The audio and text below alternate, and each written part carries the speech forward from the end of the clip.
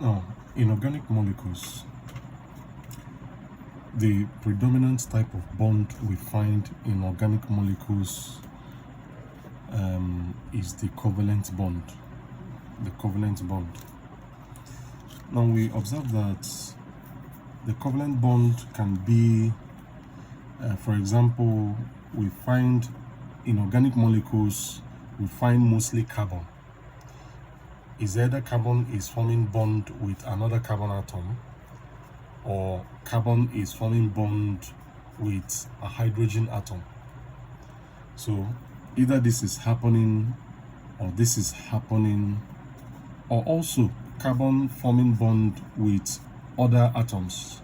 Okay, for example, forming a double bond with oxygen and then all other heteroatoms. Now, all of these type of bond, all of these bonds are covalent bonds. And if you remember, covalent bonds are the type of bond that is formed when atoms share electron. Okay? Now, for example, a hydrogen atom bonding to carbon.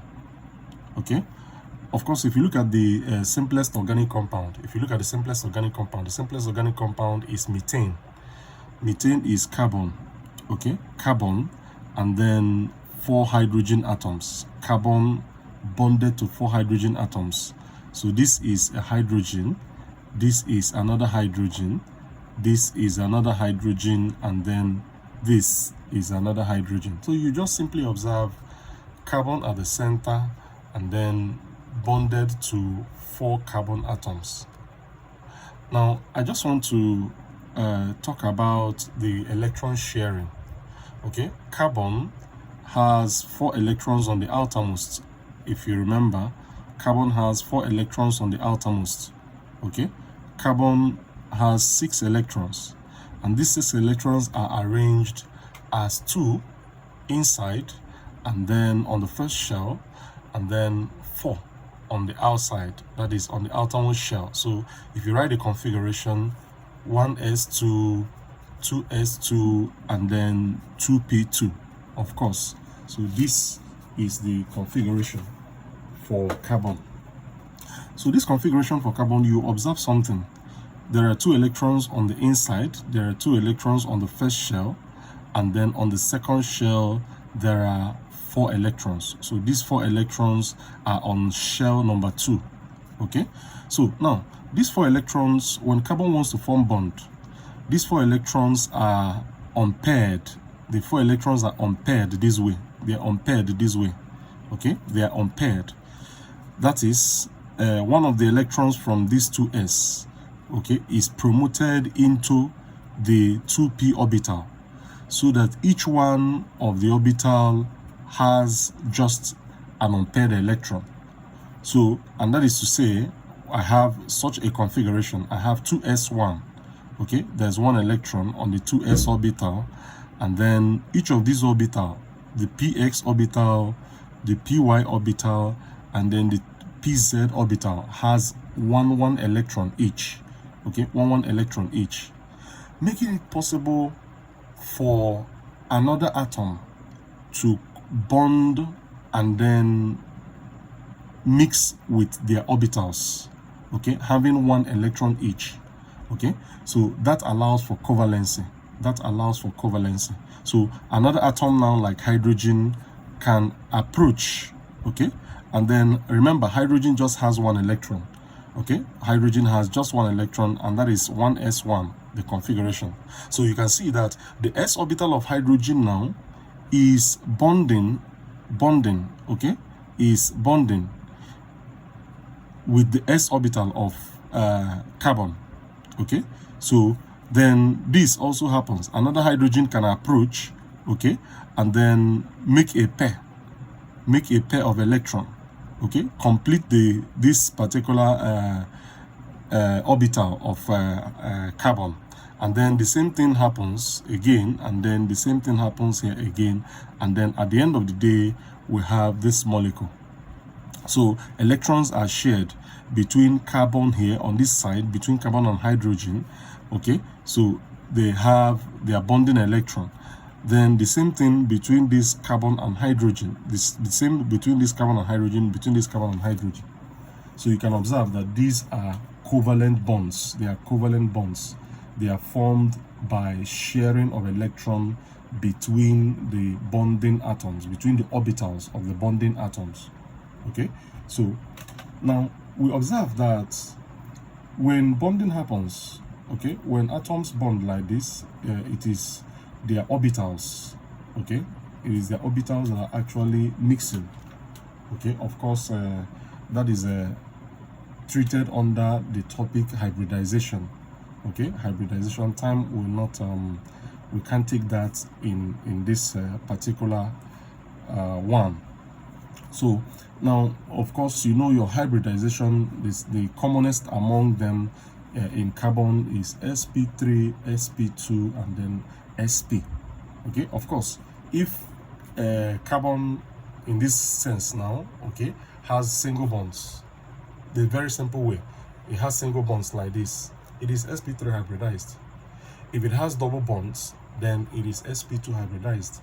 Okay, if for example I have carbon-carbon double bond, carbon-carbon single bond, okay, carbon-carbon triple bond, these carbon atoms are sp3 hybridized. These carbon atoms are sp2 hybridized. They are sp2 hybridized. This is sp3, and then of course this, okay, these two carbon atoms are sp hybridized.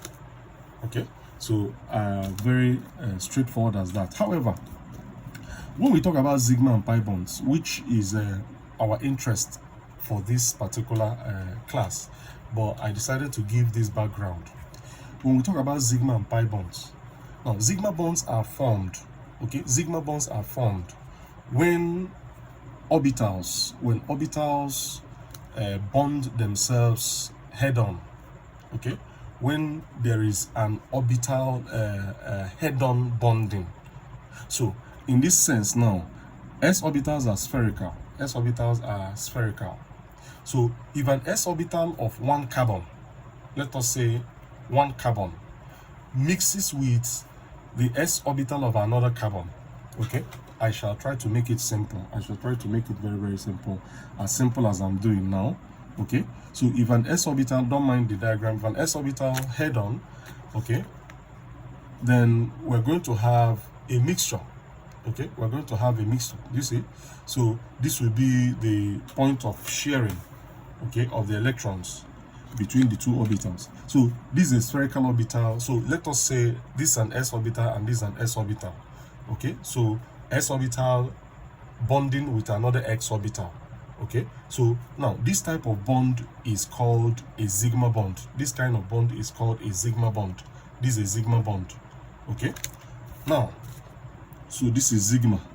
Okay, so if an s orbital mixes with another x orbital, okay, head on, then it is a sigma bond. However, if an s orbital, okay, mixes with a p orbital, p orbitals are dumbbell. P orbitals have a dumbbell structure like this. Okay, dumbbell, we say dumbbell. So this is a p orbital. Then if it is still a head-on now, that is, I have the p orbital mixing, okay, with an s orbital this way, then this is still a sigma bond. This is still a sigma bond. Okay, however, if a p okay mixes with a p, if a p mixes with a p head on, okay, in other words, this way, and then let us say this way, okay, that means here and here, then this is also a sigma bond. Okay, this is a pp bond, okay, this is an sp bond. So this is a sigma bond, this is a sigma bond, this is a sigma bond. So you can observe all of these combinations. However, if a p orbital, okay, mixes with another p orbital and then overlap themselves laterally, okay, lateral overlap of p orbitals, this is a p orbital, this is a p orbital, and then they overlap themselves laterally, okay, laterally, these are across the axis. Okay, these are across the axis. So if they overlap themselves laterally, now if a carbon atom has this p orbital, okay, and that carbon atom has this p orbital, and then when they approach, the two carbon atoms approach themselves, then of course they align themselves this way, and then what happens is that their p orbitals overlap themselves laterally this way. Okay, there is lateral overlap. So this we say is a lateral overlap. So when there is such lateral overlap, then what happens is that this is now what we call a pi bond. Okay, this is what we call a pi bond. So pi bonds are in this way as a result of the overlap. Okay, lateral overlap. We say it is a lateral overlap of p orbitals. So when there is such lateral overlap of p orbitals, then we say that a pi bond has been formed. Okay, a pi bond has been formed. Now let us also remember, so this is a pi bond, we said. Then let us also remember, now during the formation of these sigma bonds, okay, their head-on approach, okay, in the formation of these sigma bonds result in maximum overlap. There is maximum overlap as they overlap themselves across the loops. Okay, so there's maximum overlap, and then this allows sigma bonds to be stronger than pi bonds. Okay, pi bonds, you can observe that they overlap themselves laterally. What happens is that there is minimal overlap. Okay, there is minimal overlap in pi, and what this results to is that pi bonds are weak. Okay, pi bonds are weak bonds. So this is a weak bond. We shall see in application where pi bonds are. Okay, now the electron density in pi bonds is said to be diffuse. Okay, it is spread out across two loops, and then because of that, pi bonds are said to be diffused. Okay, and this accounts for the greater reactivity. You observe that molecules where there are pi bonds, there is greater reactivity of such substances or such molecules. Okay, so pi bonds, of course, will readily suffer electronic displacement, okay, when they are approached by electrophilic reagents. Okay, so that is why pi electrons are involved in electromeric and resonance effects. So now, well, we shall take that in another lesson. So now, having said all of this, in application, in simple application, how can we identify a sigma bond if we are given a molecule? If you are given a molecule, how do you identify sigma bonds? These are very simple questions, okay, that anybody can ask you any day. Sigma bonds, pi bonds, identify them in molecules. Now, very simple. If I have a carbon-carbon single bond, okay, and you have all single bonds. Now, all single bonds, you can say that all single bonds are sigma. Okay, all single bonds are sigma. You are correct. Okay, all carbon-carbon single bonds, all carbon-hydrogen bonds, you of course you know that. So carbon-hydrogen, be it carbon-hydrogen, be it carbon-carbon, okay, they are all sigma bonds. Now, if however you have a carbon-carbon double bond, if you have a double bond, then within this double bond now, you have one to be a single bond, you have one to be a sigma bond, and then one to be a pi bond. So inside this double bond, I have one sigma and then one pi. I have one sigma and then one pi. Then if I have a carbon-carbon triple bond, then of course, everything I have here, I have one sigma bond, of course, one sigma bond, and then two pi bonds. One sigma bond and then two pi bonds. So let us see in application. Let us say if we are given, for example, ethane, okay, the molecule ethane. So we are given the molecule ethane. Question: we're given the molecule ethane and we're told to get the number and type of bond. Okay, number and type of bond in ethane. So what's the number and type of bond in ethane? So the first thing to do if you are asked to find the number and type of bond in any molecule at all is to draw the structure of the molecule. If you draw the structure of the molecule, then the question is answered. Ethane is 2 carbon atoms and then there are 6 hydrogens. Okay, 2 carbon atoms and then we have 6 hydrogens. So this is ethane. Very simply, you're looking at the answers already. 1, 2, 3, 4, 5, 6, 7. All of them are sigma bonds. So there are 7 sigma bonds. 7 sigma bonds, as simple as that. We have answered that question without delay. Again, let us say let's say we want to get the number and or rather maybe the number of pi and sigma bonds in the molecule H2C, okay, double bond, then CH and then CH3.